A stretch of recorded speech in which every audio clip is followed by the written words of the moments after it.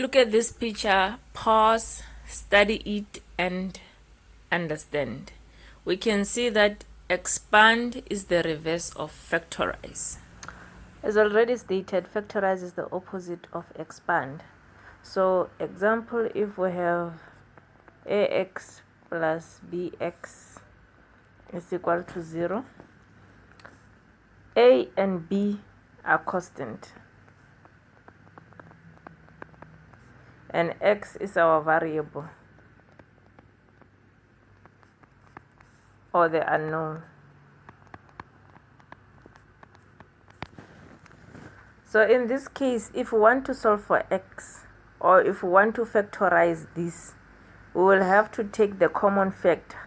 A common factor is anything, or a factor, or it could be a number, a variable, anything that is contained in both sides. So in this case, we have x. So x is our common factor, and if we remove x from both sides, we are left with a plus b is equal to 0. Right? So now if we are given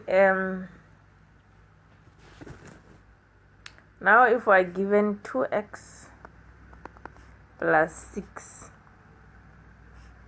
if we are to factorize this, we know on this side we have 2x, and the other side we have 2 multiplied by 3, right, which is the same as 6. So this will be equal to 2, since we have 2 both sides, and then if we take 2 as our common factor, we're left with x plus 3. So we're left with x plus 3. So this factorization can also be used to solve for x.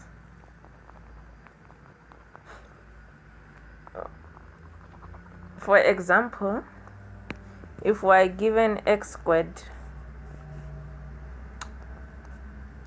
plus 2x is equal to 0, solve for x. Remember, x is the variable or the unknown. That's why we have to solve for it. We want to find out what is x. So we have to factorize x squared. This 2 means we multiplied x by x plus 2x, which is equal to 0. So we have x and x on both sides, which means we can take x as a common factor, and then we are left with x plus 2 is equal to 0. So if it's like this, we can have this equation: x is equal to 0, or x plus 2 is equal to 0. So this one already gave us the answer, x is 0, or we can say x is equal to, take 2 to the other side, it changes its sign to negative. If it jumps the equal sign, it always changes the sign. Right? So now let's look at another example. This is just a short video, and then I'll give you a question at the end of this video so that you can also use it to practice. So that one was a linear equation, a simple linear equation. So now let's look at the quadratic equation. Right? So on the quadratic equation, you can be given 2x squared minus x minus 1 is equal to 0, and they tell you solve for x. Right? So in this case, you have to look at, so what you need to do when you find an equation like this, you have to check the last term and the first term, and the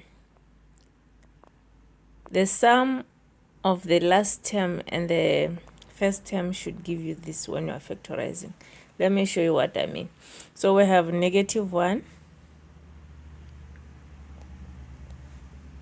and then we have, since this is minus and also this is minus, which means we have positive 1 here. If we multiply this positive 1 by negative 1, we'll get negative 1, since we know if we multiply positive multiply by negative, we get negative. We multiply positive by positive, we get positive. We multiply negative by positive, we get negative. We multiply negative by negative, we get positive. Just keep this in mind, note them and understand them. So here we have 2x squared. So whatever we put in the factor should take us back to our quadratic equation. So which means we have x and x, which will give us x squared. So now we have negative x here. How do we get negatives? We can only get negative x if we put 2 here on this side. Which is equal to, so let's check if it's correct. We multiply this one by this one, we get 2x squared. We multiply this one by this one, we get negative 2x. We multiply this one by this one, we get plus x. We multiply these two, negative 1 by positive 1, we get negative 1. So now let's solve this one in the middle, the term in the middle, because this one already got it, negative 1 we got it. Alright? So this one, if we say negative 2x plus x, we get negative x, right? Which is this one, the middle term, and therefore our factors are correct. So now let's continue solving for x on this one. Remember what we said, if you are multiplying these terms, it means you have 2x plus 1, which is equal to 0, or x minus 1, which is equal to 0. So if we solve for x in this case, we'll have 2x, which is equal to, if 1 jumps the equal sign, it becomes negative 1. You divide both sides by 2 so that you can be left with x. You are left with x is equal to negative half. And then if we go to this one, we take negative 1 to the other side, it becomes positive 1, which means x is equal to 1. So our final answer is x is equal to negative half or 1.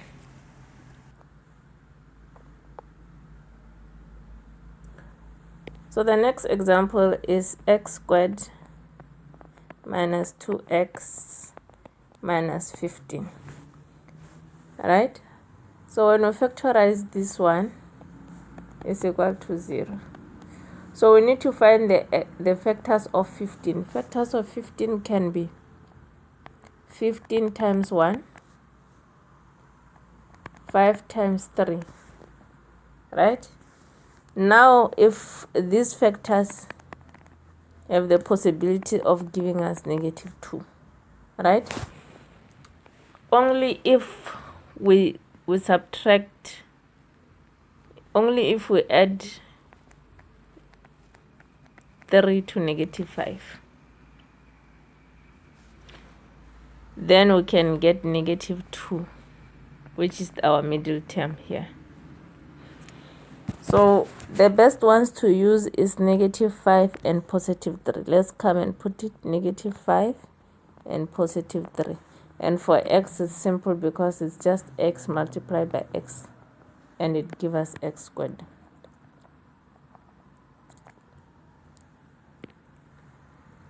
So in this case, our answer is x plus 3 is equal to 0, or x minus 5 is equal to 0.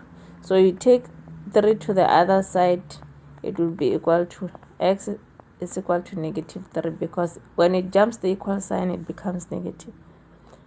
So this side will also have x is equal to, take 5 to the other side, it becomes positive 5. Therefore, our x is equal to negative 3 or 5, positive 5. So let's go to the last example, and then I give you a question to do. You cannot run away. You have to do these questions. So let's do it. We have x squared plus 11x plus 18, which is equal to 0. So we start by finding the factors of 18. 18 can be 9 multiplied by 2, or it can be 6 multiplied by 3, or it can be 18 multiplied by 1. So if we have 18 minus 1, it gives us 17. It doesn't give us the middle term. We have 6 plus 3, it gives us 9. It's not the middle. We have 9 plus 2, it gives us 11, which is the middle term. So this one is the correct factors to use. Right? So when we factorize, we will have plus 9 plus 2, because we have to add them to get 11x. So the factors of x are just x and x. So when we solve for x, it will be x plus 2 is equal to 0, or x plus 9 is equal to 0. You take 2 to the other side, it becomes x is equal to minus 2. And this side, you take 9 to the other side, it becomes x is equal to minus 9. So therefore, our x is equal to negative 2 or negative 9. So I hope you guys understand this solve for x examples. So now I will give you one example. This one is a bonus. I want you to do it yourself and see if you understand. So shall I say it's a homework? You have to do x squared minus 2x plus 1 is equal to 0. Factorize. It's solve for x by factorizing.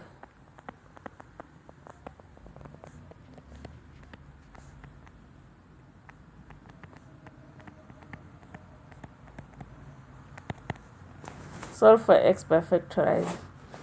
So guys, thank you for watching my video. Share it with your friends and family, whoever might need help with mathematics. So don't forget to subscribe and like the video if you found it helpful.